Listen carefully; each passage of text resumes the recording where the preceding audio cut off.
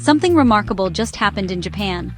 After years of anticipation and speculation, a major shift has finally arrived, one that could reshape not just Japan's economy, but potentially influence global markets as well. The Bank of Japan has raised its main interest rate, ending decades of near-zero borrowing costs that defined an entire era of Japanese finance. This is a move that many thought might never come. It's the highest rate since 1995, a time before smartphones, social media, or even widespread internet access.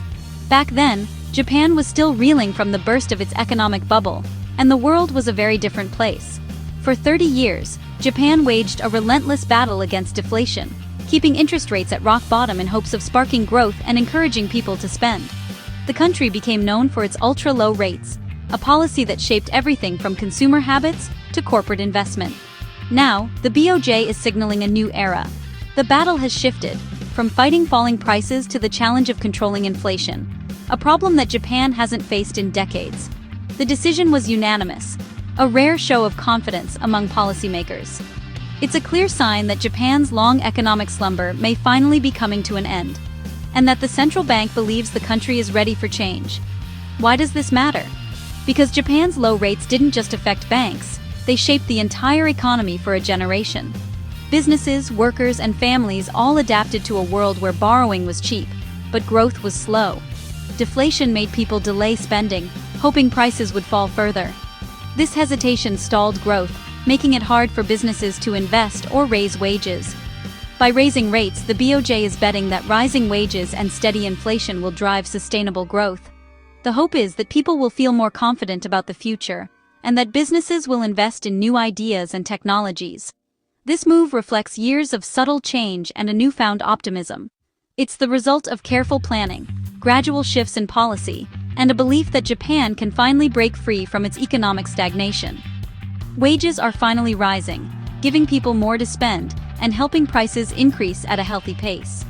For the first time in decades, there's a sense that prosperity might be within reach for ordinary families. The goal isn't to stop growth, but to guide it onto a sustainable path, one where inflation is stable and the economy can thrive without relying on emergency measures. It's a delicate balancing act, gently applying the brakes after decades stuck in first gear. Policymakers must be careful not to slow things down too much, or risk falling back into stagnation. The journey into this new era has just begun. There will be challenges ahead, and the world will be watching to see how Japan navigates this uncharted territory. All eyes are on Japan as it sets sail into uncharted economic waters, with hopes high for a brighter, more dynamic future. Let's break down what an interest rate is. It's the price you pay to borrow money, or the reward you earn for saving it. It's a simple concept, but it has a huge impact on our daily lives, from the cost of a home loan to the returns on your savings account. For savers, an interest rate is the reward you get for letting the bank use your money. When you deposit money in a savings account, the bank pays you interest as a thank you for trusting them with your funds. The higher the rate, the more you earn over time. The central bank, like the Bank of Japan, sets a key interest rate that acts as a benchmark. This rate influences how much it costs to borrow or how much you can earn by saving, affecting everything from mortgages to business loans across the entire economy. Central banks use interest rates like a thermostat for the economy, lowering them to heat up a sluggish economy and encourage spending, or raising them to cool things down and keep inflation in check. It's a powerful tool for managing economic health. When rates are low, borrowing is cheap, so people and businesses are more likely to take out loans, buy homes, or invest in new projects. This can help jumpstart growth and create jobs. But when rates rise, borrowing gets expensive.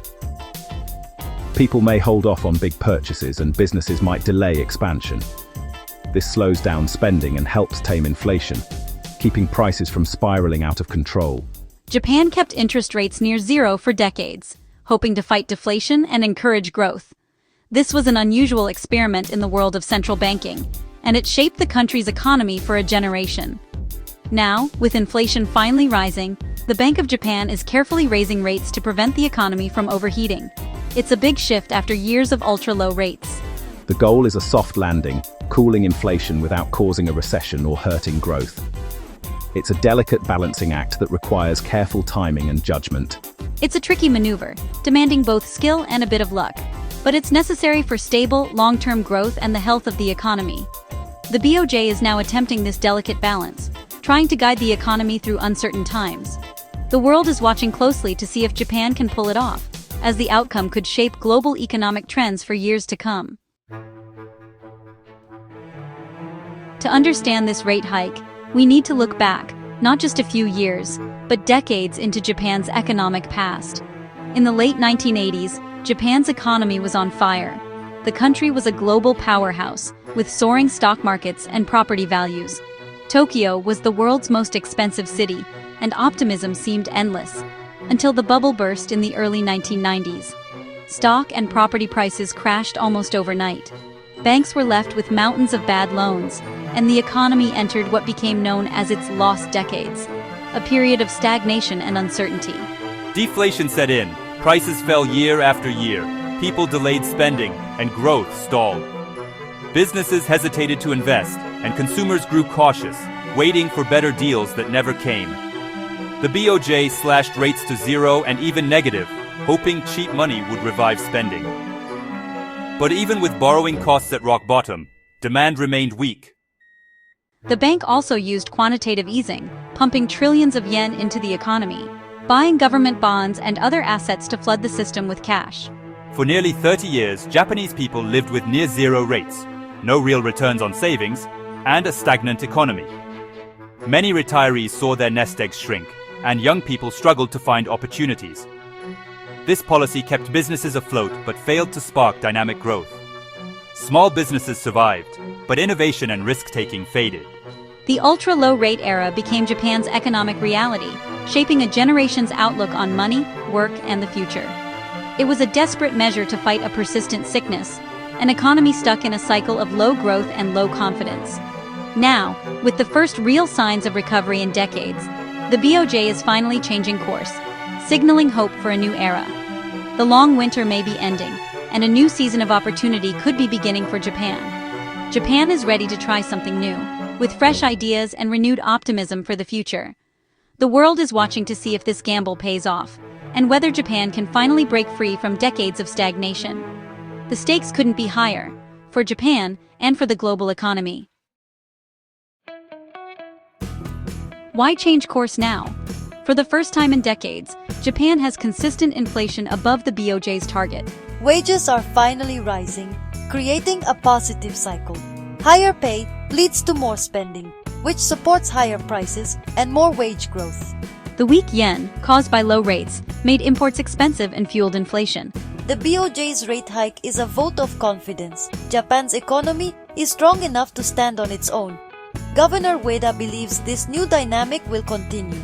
By raising rates, the BOJ is normalizing policy, aligning with other major economies.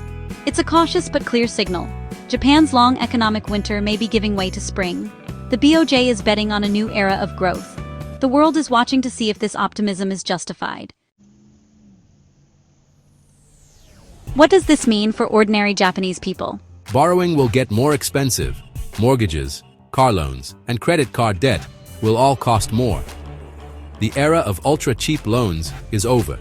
This may slow new borrowing, which is what the BOJ wants to cool spending. On the bright side, savers will finally see better returns on their deposits. Higher rates mean banks will offer better savings rates, rewarding those who save. This is especially good news for retirees and anyone relying on savings income. Businesses may slow hiring or expansion, but with labor shortages, job losses are unlikely. The goal is a gentle slowdown, not a recession. The main aim is to control inflation. Higher rates should help stabilize prices. It's a trade-off. Higher loan payments, but hopefully more stable living costs. The BOJ is trying to balance growth and stability. Every household will feel the change differently. Higher rates mean higher borrowing costs for businesses, especially those relying on loans for growth. Smaller firms and startups may struggle to secure funding, potentially slowing innovation. Some argue higher rates force companies to invest more wisely, leading to better long-term outcomes. Large exporters with cash reserves are less affected by domestic rates. The yen's value is key. A weaker yen helps exporters but raises import costs. Banks benefit from higher rates as their profit margins improve. Stronger banks mean a more stable financial system, better able to support the economy. The impact is mixed. Some companies will thrive, others will face new challenges. The BOJ's move is reshaping the business landscape. How companies adapt will shape Japan's future growth. The world is watching Japan's corporate response. Japan's rate hike sends ripples through global finance.